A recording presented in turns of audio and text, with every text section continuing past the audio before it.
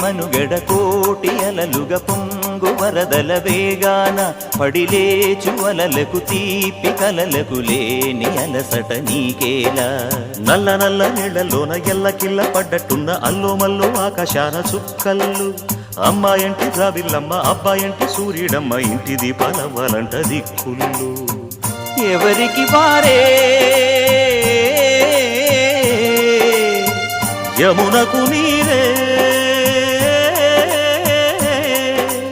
రేవు నీరు నావదంట నావతోడు రేవుదంట పంచుకుంటే